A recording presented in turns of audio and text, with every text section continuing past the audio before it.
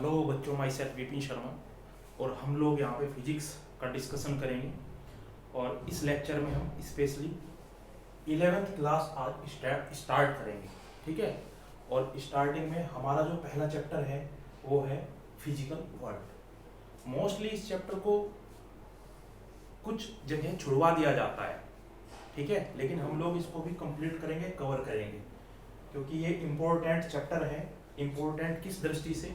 क्योंकि इसमें फिजिक्स क्या है, उसके स्कोप्स क्या हैं, कैसे हमारा एक्साइटमेंट फिजिक्स को पढ़ने के लिए बनता है, कौन कौन से हमारे फंडामेंटल फोर्सेस हैं और क्या कंजर्वेशन ऑफ लॉ है, वो सभी हम इसको यहाँ पे डिस्कशन करेंगे। पहले वन बाय वन मैं यहाँ पे क्या लिख देता हूँ, एक एक के नाम लिख देता हूँ जिन टॉपिक को हमें पढ़ना है, फिर वन बाय वन करके उसका डिस्कशन करेंगे।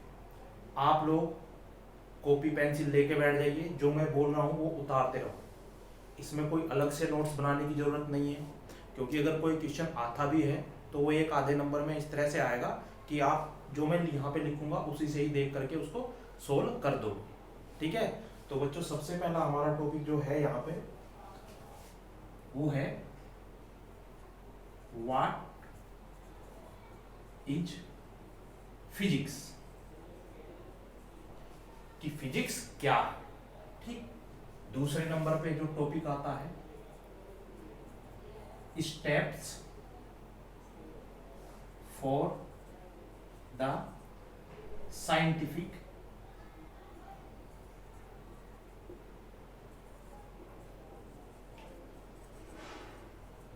Method.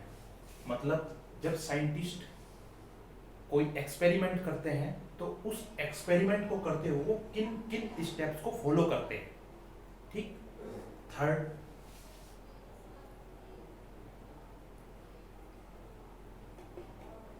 Steps for scientific method. Third है हमारा स्कोप फॉर फिजिक्स, ठीक है। इसके बाद हमारा जो है स्कोप के बाद हम डिस्कशन जो करते हैं वो आता है एक्साइटमेंट ऑफ फिजिक्स। नेक्स्ट है physics and physics technology, physics technology and society. Next है force, then conservation law,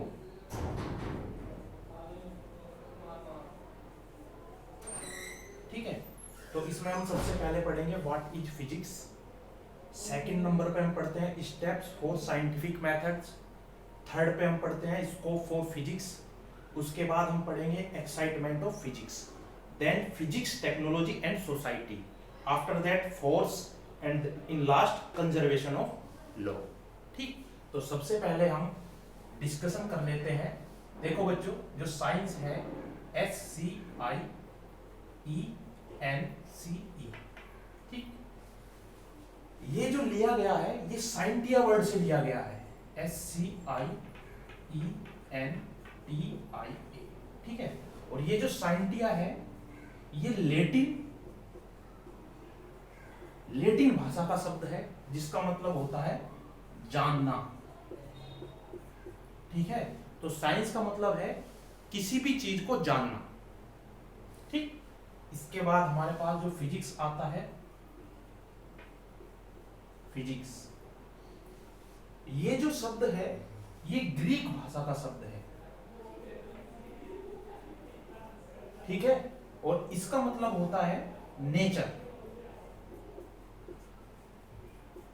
nature मतलब जो हमारे सराउंडिंग सभी जगह फैला हुआ है, पेड़ पौधे, सैटेलाइट्स, अर्थ, सन, मून, स्टार्स और जिससे हम चारों तरफ से घिरे हुए हैं, उन सभी को हम क्या बोलते हैं? नेचर। और उनमें जो फिनोमिनाज होते हैं उनको बोलते हैं नेचुरल फिनोमिनाज। ठीक, तो ये हमारा थोड़ा सा डिस्कशन हो गया कि साइंस क्या होता है और फिजिक्स क्या होता है। ठीक, नेक्स्ट हमारे पास जो टॉपिक है वो है what is physics.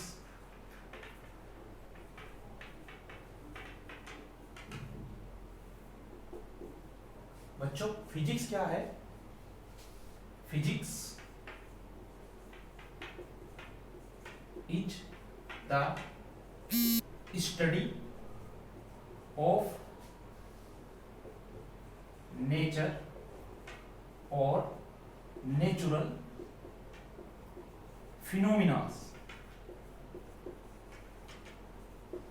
like as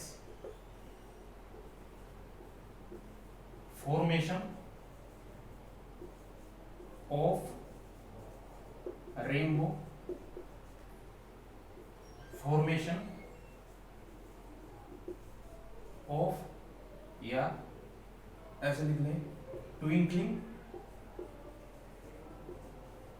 of stars. मतलब फिजिक्स क्या है? स्टडी है जो हमारे चारों ओर फिनोमिना हो रहे हैं उनको जानने की, ठीक है, या हम उनको कितना जानते हैं, उन सभी जो भी हमारे चारों ओर फिनोमिना हो रहे हैं और उनको हम स्टडी कर रहे हैं, इसका मतलब हम किसके अंडर हैं? फिजिक्स। और जैसे यहाँ मैंने 2 पॉइंट लिखे हैं, formation of rainbow, twinkling of stars, ये ऑप्टिक्स के 2 टॉपिक हैं और इनको हम जानते भी हैं वाया फिजिक्स। लेकिन बहुत सारे ऐसे फिनोमिनन हैं जैसे ग्रेविटेशनल फोर्स है, ठीक है, अगर हम माइक्रोस्कोपिक लेवल पे बात करें तो इलेक्ट्रॉन का न्यूक्लियस के चारों ओर घूमना भी एक नेचुरल फिनोमिनन है। वो क्यों घूमता है, कैसे घूमता है, ठीक है, न्यूक्लियस के अंदर कौन कौन से पार्टिकल हैं, वो भी एक नेचुरल फिनोमिनन है। तो ये इस तरह के सभी जितने भी हमारे जो फिनोमिनन होते हैं उनको जानने की जो इच्छा है या जो हम जानते हैं वो किसके अंदर काम करते हैं? फिजिक्स के अंदर काम करते हैं, ठीक है। तो सिंपली हम क्या कह सकते हैं? Physics is the study of nature और नेचुरल फिनोमिनास।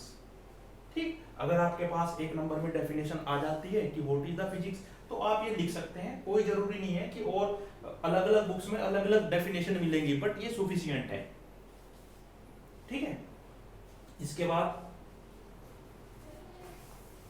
हमारे पास जो टॉपिक आता है वो है स्टेप्स फॉर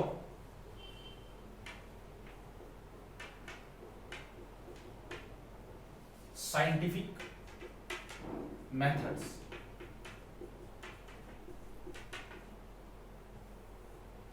देखो, जब भी कोई साइंटिस्ट कोई एक्सपेरिमेंट करते हैं ना, तो वो ऐसे नहीं करते, स्टेप बाय स्टेप चलते हैं, ठीक है, बिल्कुल स्टेप से वो फॉलो करते हैं उसको। पहले एक स्टेप करेंगे, अगर वो फुलफिल होता है फिर दूसरे स्टेप में जाते हैं, वो फुलफिल हो जाता है तो तीसरे में जाते हैं, ऐसे ऐसे हमारे पास 5 स्टेप है।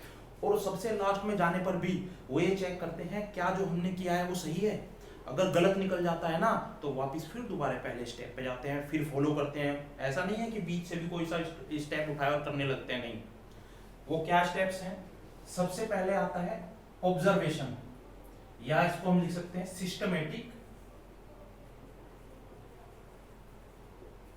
Systematic observation,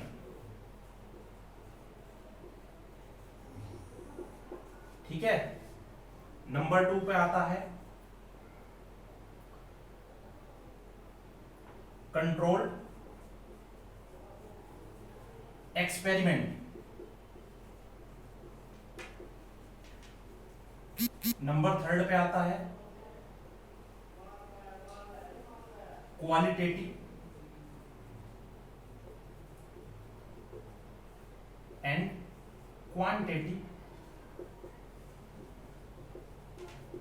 reasoning. नंबर 4 पे आता है मैथमेटिकल फॉर्मूला। और नंबर लास्ट है वेरिफिकेशन और फाल्सिफिकेशन। ठीक है,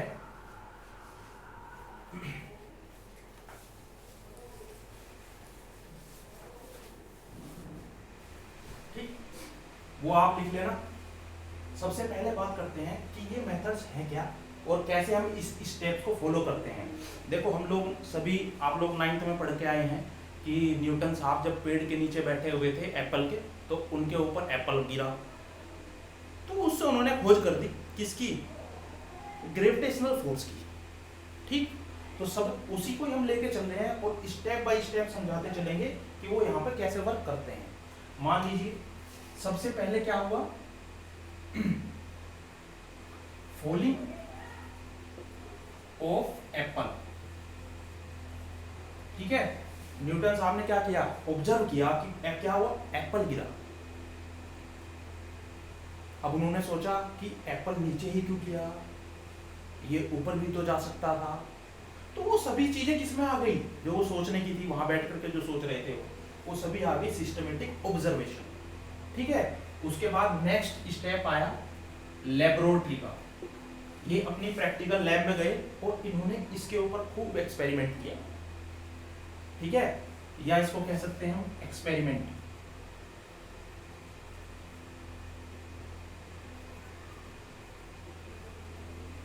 ठीक, और यहाँ एक्सपेरिमेंट में इन्होंने रिजल्ट निकाला। क्या रिजल्ट निकाला कि ये किन किन डाटा पर डिपेंड करता है। हम आप लोगों ने पढ़ा है F is equal to G m1 m2 upon r² होता है। अगर दो मास है, एक m1 मास है और दूसरा m2 मास है, और दोनों के बीच की डिस्टेंस कितनी है, r। ठीक है, तो ये जो नेक्स्ट है ये आता है वैलिड और इनवैलिड डाटा। इसका क्या मतलब है कि ये जो फोर्स है, सोचा इन्होंने किस किस चीज पे डिपेंड कर रहा है, मास पे कर रहा है ना, तो ये वैलिड डाटा है।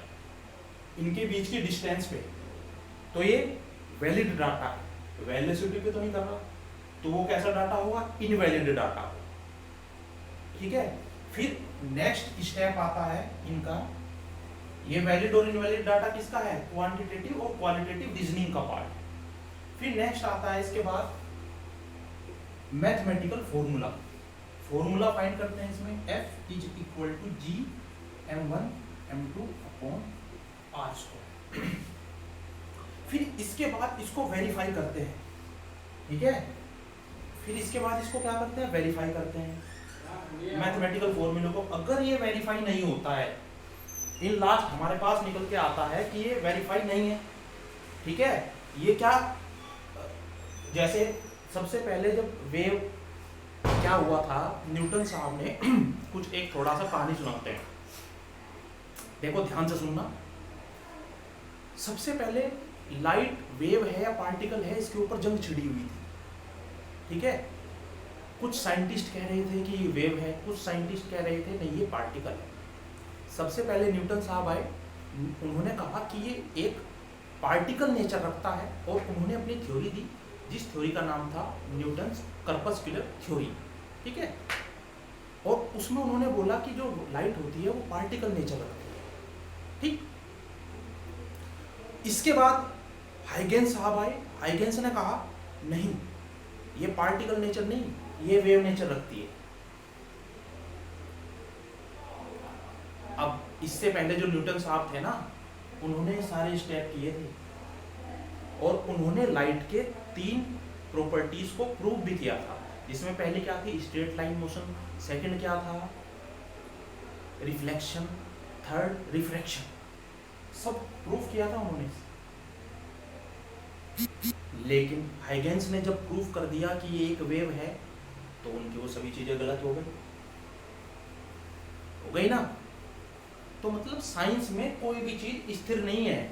अभी अगर हम ये मान लो इस समय क्या चल रहा है, ये ओके है, F equal to G m1 m2 upon r²। आने वाले टाइम में अगर कोई खोज होगी तो ये भी गलत नहीं कर सकता है। तो सबसे लास्ट वाला क्या होता है, वेरिफिकेशन करते हैं। अभी तक तो ये बिल्कुल वेरीफाई है, okay.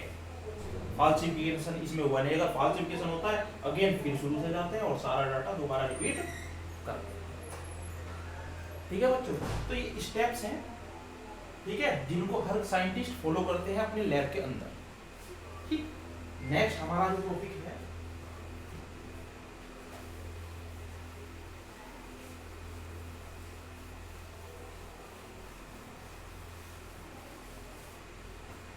Scope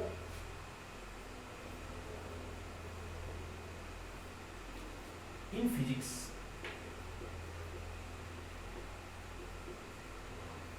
scope in physics,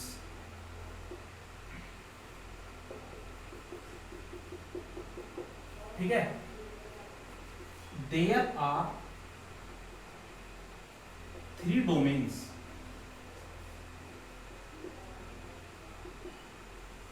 by which we can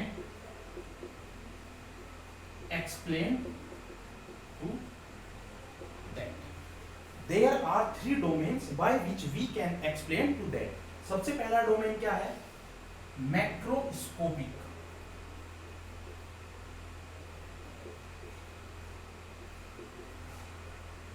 दूसरा है माइक्रोस्कोपिक, थर्ड है मेसोस्कोपिक। पहला है मैक्रोस्कोपिक, सेकंड है माइक्रोस्कोपिक, थर्ड है मेसोस्कोपिक। ये क्या होता है? Here we study terrestrial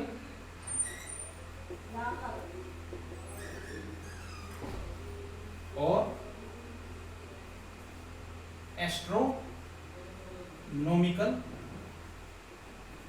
scale.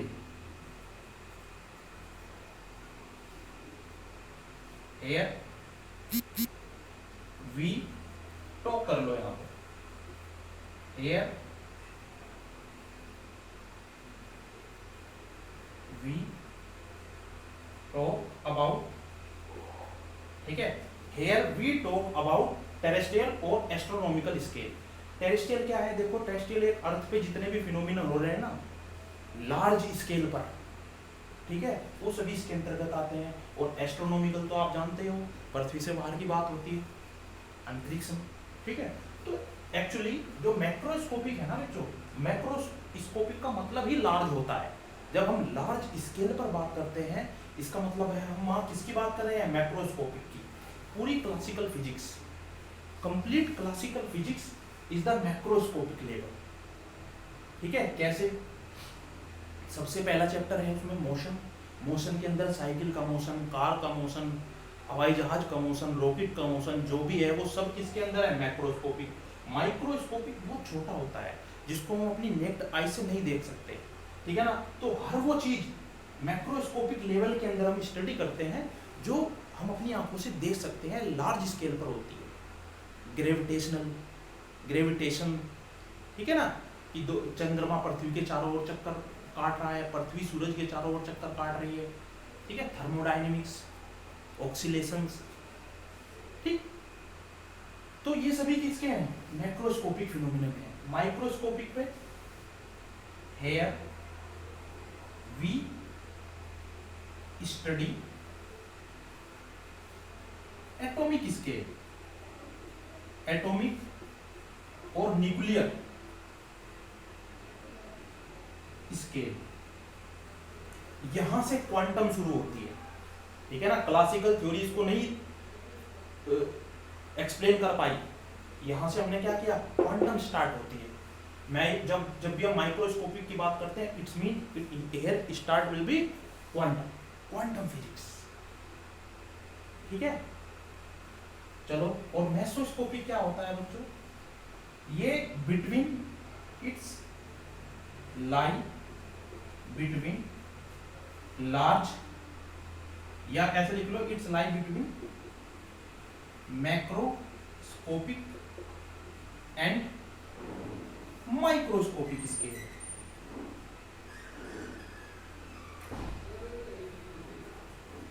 ये इन दोनों के बीच की कड़ी है, ठीक ठीक है, जैसे मान लो लार्ज स्केल हो गया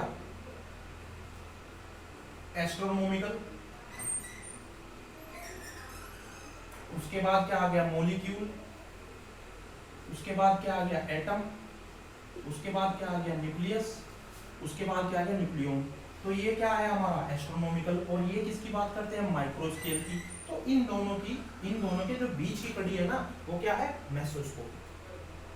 इस स्केल पर हम किसकी बात करते हैं मेसोस्कोपी। अगर एक नंबर में आ भी जाता है तो सिर्फ इतना ही लिखना है, it's like here we study the objects which lie between macroscopic and microscopic scale। ठीक, तो ये क्या हो गया हमारा स्कोप इन फिजिक्स। नेक्स्ट हम बात करते हैं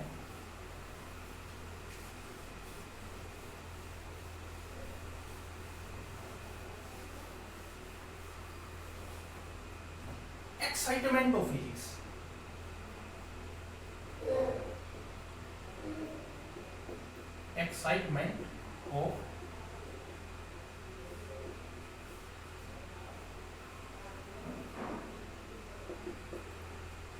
एक्साइटमेंट ऑफ फिजिक्स, इसको हम लोग अपने तरीके से भी सोच सकते हैं कि हमारा एक्साइटमेंट क्यों बढ़ता है फिजिक्स के बारे में।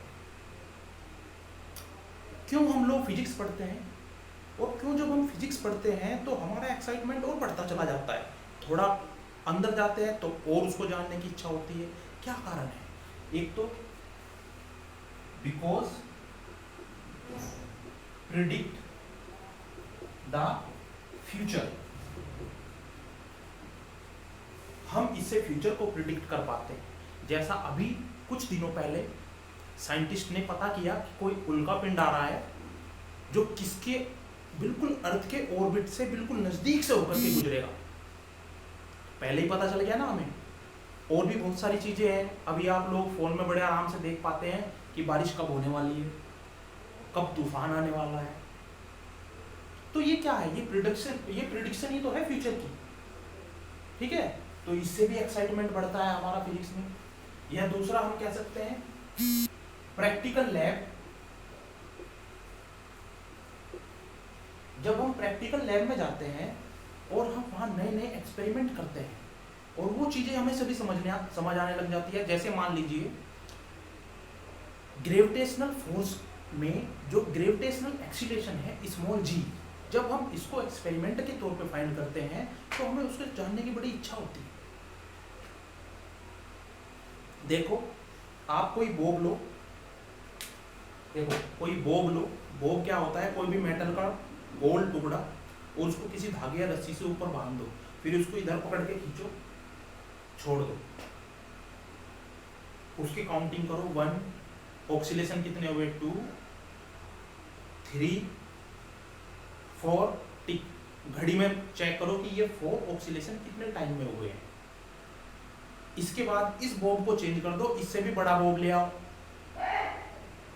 ठीक है, फिर वो लटका दो। इसी तरह उसकी काउंटिंग करो 1, 2, 3, 4, फिर रोक दो। आप देखोगे कि इसका टाइम और पहले वाले बॉब का टाइम और इनके ऑक्सीडेशन की संख्या बिल्कुल सेम आती है।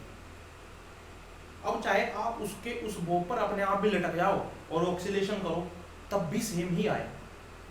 तो ये भी एक तरह से ये क्यों हो रहा है, क्या एक्साइटमेंट होता है नहीं होता है जानने का, इसका भी कारण है प्रैक्टिकल लैब। ठीक, तो इसी तरह से वेरियस फिनोमिना हो सकते हैं जो हमारे एक्साइटमेंट ऑफ फिजिक्स को बढ़ाते हैं। एक कारण और भी है स्टडी। जितना ज्यादा स्टडी करेंगे और जब चीजें समझ में आने लगेंगी और ज्यादा स्टडी करते चले जाते हैं। पढ़ाई में अगर स्टडी नहीं करेंगे तो क्या क्या एक्साइटमेंट आएगा? स्टडी भी तो जरूरी होती है प्रैक्टिकल के साथ साथ, ठीक है नहीं? तो ये सभी चीजें हम एक्साइटमेंट ऑफ फिजिक्स में आती है। ठीक है, लिख लो, थोड़ा थोड़ा बताते हुए चलते हैं, ऐसा कोई नहीं। आपको ये पता होना चाहिए कि ये हेडिंग का मतलब क्या है। अगर मान लो एक नंबर में आपसे पूछ भी ले तो आप बता पाए। फिर नेक्स्ट हमारा टॉपिक है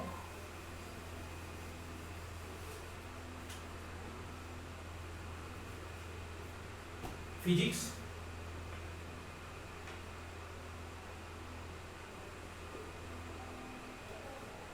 technology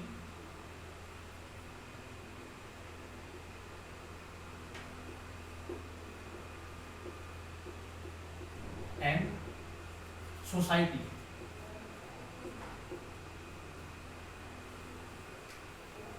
physics, technology and society, इनका आपस में बहुत गहरा संबंध है।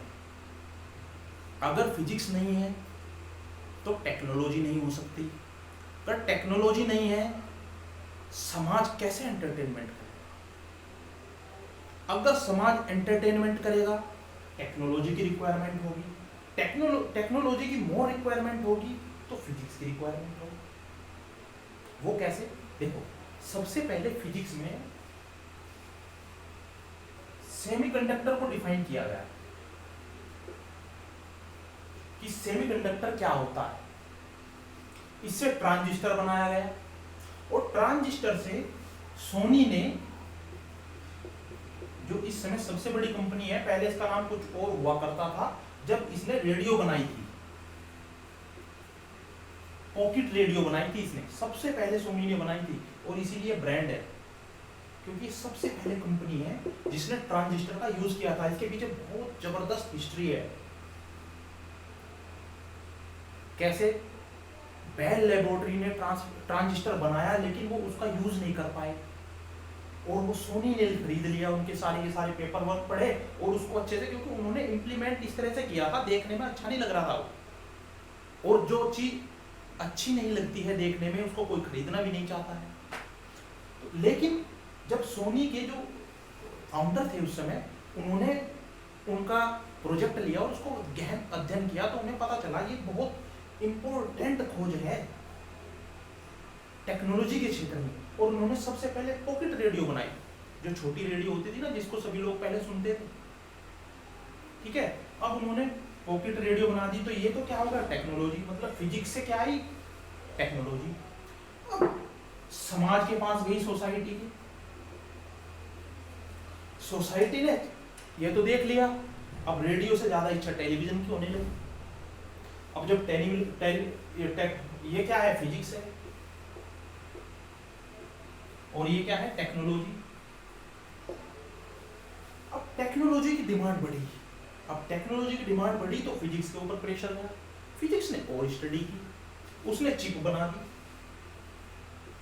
ये फिर टेक्नोलॉजी की हो गई। चिप टेक्नोलॉजी मतलब फिजिक्स से फिर टेक्नोलॉजी निकल करके आई, फिर टेक्नोलॉजी से फिर सोसाइटी में गई, सोसाइटी की फिर डिमांड बढ़ी, फिर वापस हम टेक्नोलॉजी पे गए, टेक्नोलॉजी से फिर फिजिक्स पे गए, फिजिक्स ने फिर कंप्यूटर का निर्माण किया, फिर फिजिक्स से फिर टेक्नोलॉजी पे आए, फिर टेक्नोलॉजी फिर गई किसके पास? सोसाइटी के। तो सोसाइटी और इच्छाएं जागृत करती जा रही है।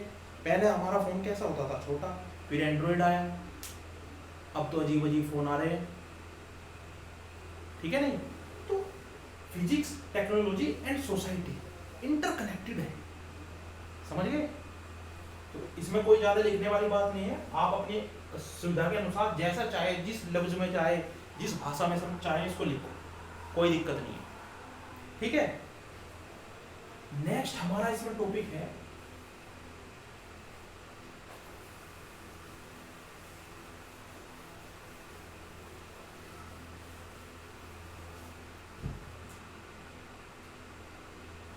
फोर्सेस। फोर्स क्या होता है? हम बड़े अच्छे से जानते हैं, it is a push or pull of any object by which the state or shape or size can be change. ठीक है, तो सिंपल सी भाषा में क्या होता है? पुश और पुल। ठीक है, इसको हम पुश करें या पुल करें, लेकिन इसको अपनी किसी ऑब्जेक्ट को अगर हम पुल करेंगे, पुश करेंगे, तो लेकिन उसकी ऑब्जेक्ट की पोजीशन चेंज होनी चाहिए,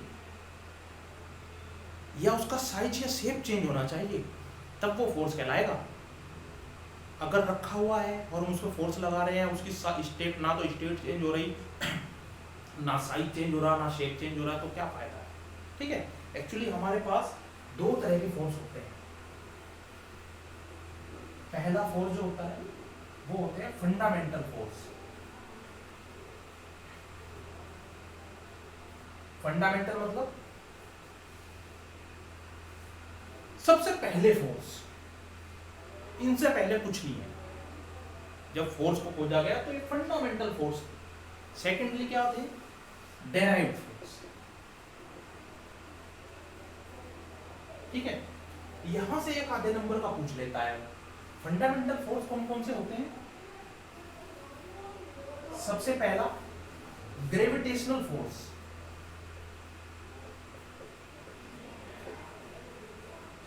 मैं एक काम करता हूं, यहां लिख देता हूं फंडामेंटल फोर्स और इस सारे को मैं क्लीन कर देता हूं, ठीक है, क्योंकि तो यहाँ काफी हमें लिखना पड़ेगा। इसको भी क्लीन कर देता हूं। यहां लिख देते हैं फंडामेंटल फोर्स। फंडामेंटल फोर्स, और फंडामेंटल फोर्स में जो सबसे पहला फोर्स है हमारा वो है ग्रेविटेशनल फोर्स।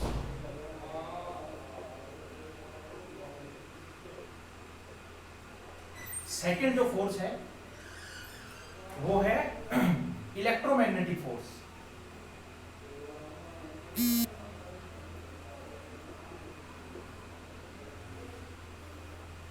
ठीक है, थर्ड है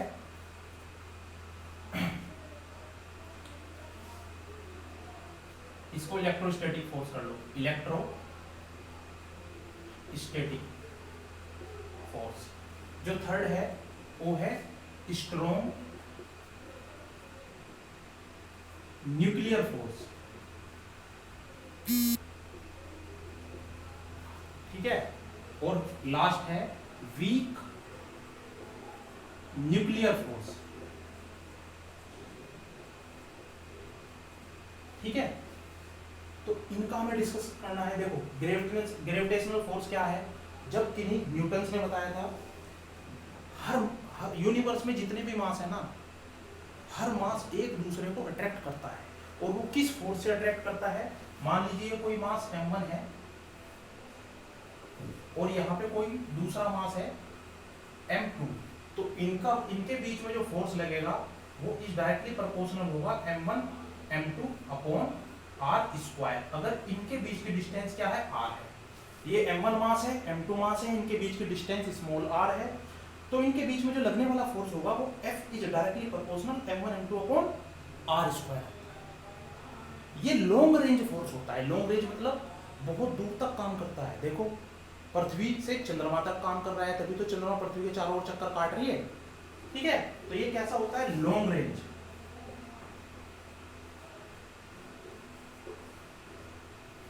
ठीक है, इलेक्ट्रोस्टैटिक फोर्स क्या होता है? इलेक्ट्रोस्टैटिक फोर्स, मान लीजिए कोई दो चार्ज है, ये Q1 ये Q2, ये वेरी सिमिलर होता है ग्रेविटेशनल फोर्स के। जैसे यहाँ पर मास है ना, ऐसे यहाँ पर चार्ज मान लीजिए। ठीक है, चार्ज आप लोग 10th में पढ़ के आए हैं इलेक्ट्रिसिटी चैप्टर में, चार्ज क्या होता है।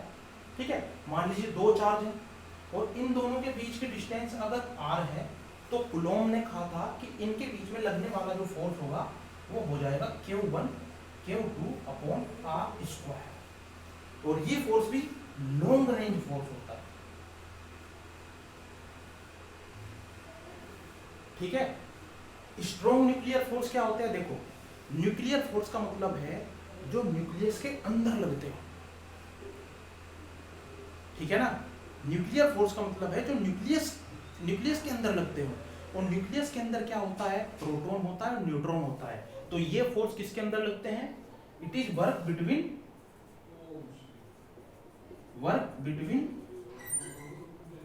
Proton and neutron. It is work between proton and neutron. और ये शॉर्ट रेंज फोर्स होते हैं। जो न्यूक्लियस का साइज होता है वो 10⁻⁻15 एंगस्ट्रॉम के आसपास होता है। जब साइज उसका इतना छोटा है और उसके बीच में न्यूट्रॉन और प्रोटॉन हो रहे हैं, तो उनके आपस में जो फोर्स लगता है वो कितना होगा? बिल्कुल थोड़ी सी जगह में कोई तो लगेगा वो, तो उसको क्या बोलेंगे? Short range. ठीक है, और ये जो फोर्स होता है ये वाला, ये रेडियो एक्टिव न्यूक्लियस के बीच में लगता है। लास्ट वाला जो फोर्स है ये रेडियो एक्टिव न्यूक्लियस के बीच में लगता है। रेडियो एक्टिव न्यूक्लियस, ठीक है, और ये भी शॉर्ट रेंज होता है, ठीक। और इनके जो पार्टिकल है फंडामेंटल पार्टिकल, ग्रेविटेशनल के लिए तो होता है ग्रेविटोन, ठीक है, और हमारे पास इलेक्ट्रोस्टैटिक्स फोर्स है, इलेक्ट्रोस्टैटिक्स के लिए जो लगता है वो होता है इलेक्ट्रॉन, ठीक। और न्यूक्लियस शॉर्ट, इसमें क्या होता है पाई मेसोन, ठीक। और यहां पे फंडामेंटल पार्टिकल होता है बोसोन। एक नंबर में ये जरूर पूछा जा सकता है कि इनके फंडामेंटल पार्टिकल क्या है, ठीक है। तो इसके लिए क्या हो जाएगा ग्रेविटोन, इसके लिए क्या हो जाएगा इलेक्ट्रॉन, इसके लिए क्या हो जाएगा पाई मेसोन, और इसके लिए क्या हो जाएगा बोसोन। और ये पूछा भी गया है, ठीक है ना, ये पूछा गया है जब नीट का एग्जाम जो होता है ना, उसमें एक नंबर के जो ऑब्जेक्टिव क्वेश्चन आते हैं वहां इससे क्वेश्चन पूछे गए, ठीक है। और जो डेराइव्ड फोर्स थे, जो मैंने लिखा हुआ था सेकंड पार्ट में, डेराइव्ड फोर्स हम पढ़ेंगे, जैसे न्यूक्लियर फोर्स हो गया, स्प्रिंग फोर्स हो गया, वो सभी डेराइव्ड फोर्स थे, ठीक। तो हमने फंडामेंटल फोर्स पढ़ लिए, डेराइव्ड फोर्स पढ़ लिए, और फोर्स क्या होता है उनका ओवरव्यू हमने जान लिया। इसके बाद हम पढ़ते हैं कंजर्वेशन लॉ।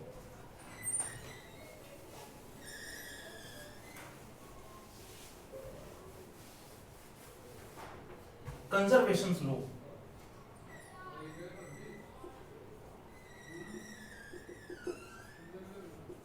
ठीक है, कंजर्वेशन लॉ। और कंजर्वेशन लॉ बच्चों सबसे पहला होता है conservation of energy, conservation of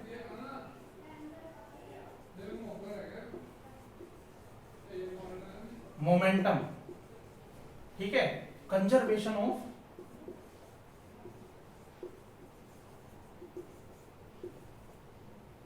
charge, ठीक है, conservation of energy, conservation of momentum, conservation of charge, और कंजर्वेशन ऑफ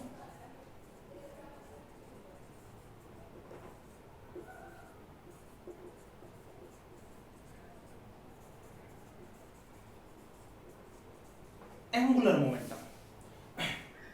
ये क्या चीज है, मैं बोलता रहूंगा, आप लोग लिख लेना। देखो, जो एनर्जी है, जो ऊर्जा है, ऊर्जा को एक रूप से दूसरे रूप में बदला जा सकता है, लेकिन इसको नष्ट नहीं किया जा सकता। जैसे मान लीजिए ये कैप है ना मेरे पास, अगर मैं इसको पूरी तरह से खत्म करूं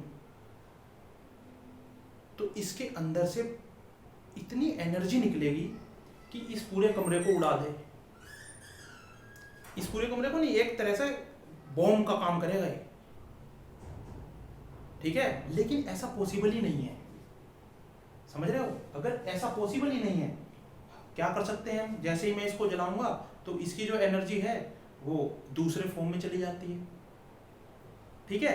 ये ऐसे बहुत सारे कि तो हम क्या कह सकते हैं कंजर्वेशन ऑफ एनर्जी में, energy can not be destroyed and can not be created, it can be change from one form to another, ठीक है। तो ये क्या है कंजर्वेशन ऑफ एनर्जी। सेकंड क्या है कंजर्वेशन ऑफ मोमेंटम। अगर हम किसी बॉडी पर, पहले तो हमें पता होना चाहिए मोमेंटम क्या होता है।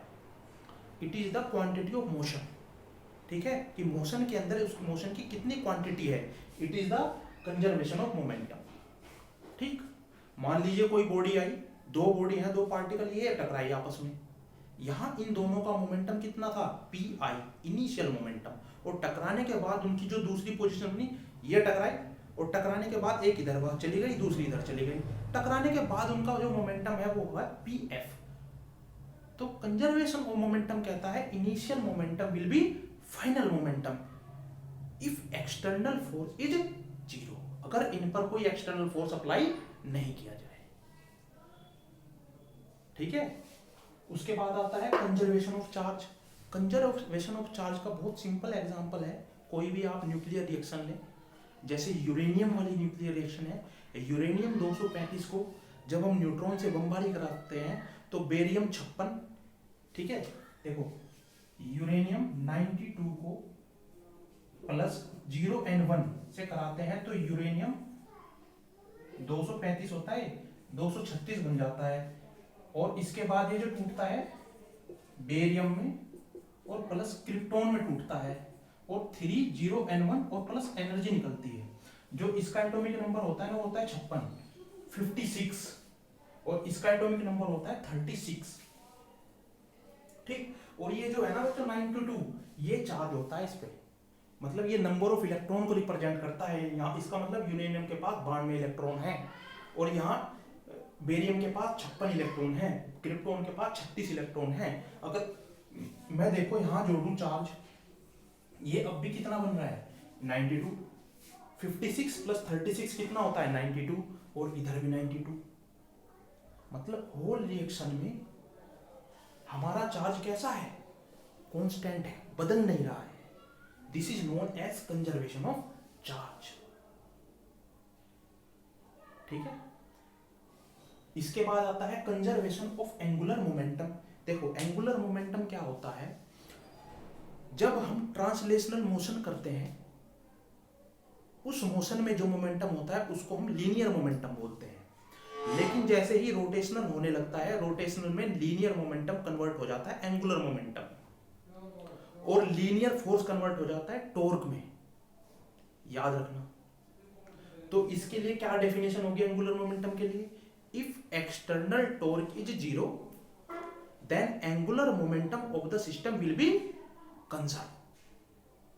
ठीक है, और ये सभी चीजें आप डिटेल में पढ़ोगे। अभी 9th में भी आपने पढ़ी है, एंगुलर मोमेंटम तो नहीं पढ़ा वहां, लेकिन कंजर्वेशन क्या होता है ये चीजें फील की है। इसके ऊपर बहुत अच्छे अच्छे न्यूमेरिकल भी है 9th में, अगर आप लोग करते हैं तो।